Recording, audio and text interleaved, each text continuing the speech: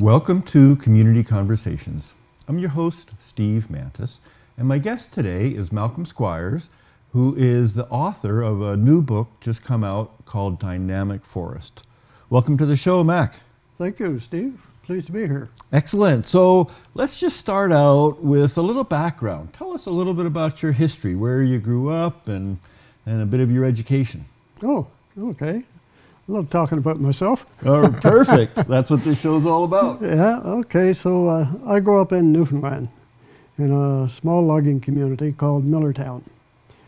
It was a company town, and my dad was a scaler in the bush. And on summer periods, he often took me into the logging camps with him. So I more or less grew up in the boreal bush of Newfoundland. I came under the influence of some people that saw a future for me. And some of the company foresters figured that I should be a forester.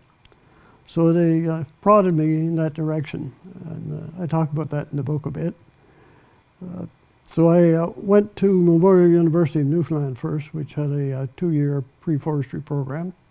And that qualified me to Winter University of New Brunswick for a Bachelor of Science in Forestry, which I did and graduated in 1963. 1963, okay. Yes. So as a student, I worked for various companies and government, but decided I wanted to go back to my home area and work for the company I grew up under, because I didn't fully agree with everything they were doing. The company itself. The company itself. This is after and the foresters. You've had your education and you've been in the bush as well. You now want to... I see things that I figure need to be done differently. Okay, great. So I hated clear cutting. Man, did I hate clear cutting. How come? I hated what it was doing to the ground, the bush, and these big expansive areas of drying vegetation, and what it was doing, in my perception, to wildlife. Yep. And I carried that bias through university and probably for the first 5 years of my career. But I came under the influence of a very insightful forester who was my boss with the old Anglo-Newfoundland Development Company at Grand Falls, Newfoundland.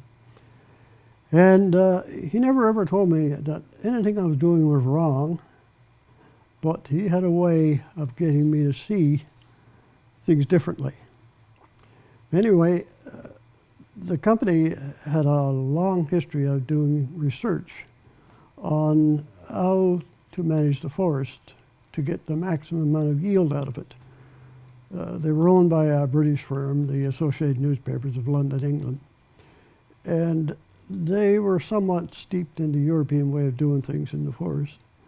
So they figured that the best way to do it was to start thinning the bush to get it to perform better, get more wood out of it, and to increase the quality of the log that was there.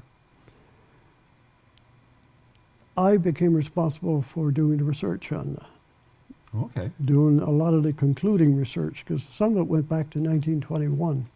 So kind of measuring outputs and inputs, or what? Yes, going in and measuring the trees, measuring the area that the trees were on, and seeing how much the yield was over time. Okay.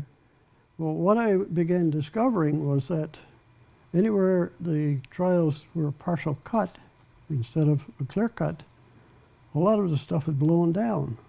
Okay. The trees that had been cut were black spruce, but the trees that came back were balsam firs. So I started looking into it. Well, how come? What's going on here?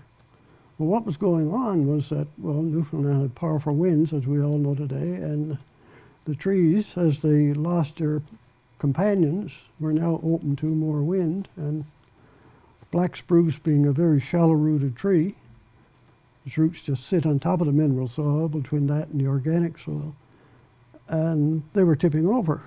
And because their roots are interlocked with their neighbors, they'd go over en masse in places. So that began to get me thinking, of course, because I'm now writing final reports, and I've got to be very objective. Well, objectivity told me that maybe clear cutting is as good as, if not better, than partial cutting. And to shorten up the story for you a bit here, that's what I come to realize, that clear cutting in the boreal forest, particularly in Newfoundland, was the way to go. Well, transfer at mid-age to Ontario, and Thunder Bay in particular, I began to see the same things happening here. Well, let me just ask you now, in terms of the bush you were cutting in Newfoundland, was it the original growth? Had it been planted previously, or what was the bush you were working with? Thank you. It's quite fascinating, because the bush that I was logging and was responsible for renewal and monitoring what was going on had actually practically all been either burnt previously or clear cut before. The cutting had started back in about year 2000 or 1900, and some of the earliest cuts that I was doing measurements on were actually done around 1921, and that's when some plots were put out to measure what was going on. Some of the loggers that I grew up talking to were claiming that they were cutting some ground for the second time. Now, these were guys that had gray hair like you and I have. Mm-hmm. And when they were young pups, were in the same lot. Exactly. So I began to wonder, gee, if these guys are cutting the second time, and this is pretty good bush, maybe, even early on in my career, I was saying there's something I should be really looking at here. So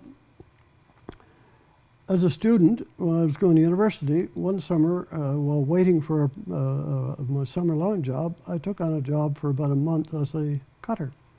So I helped clear cut an area. This is, I think it was 1959.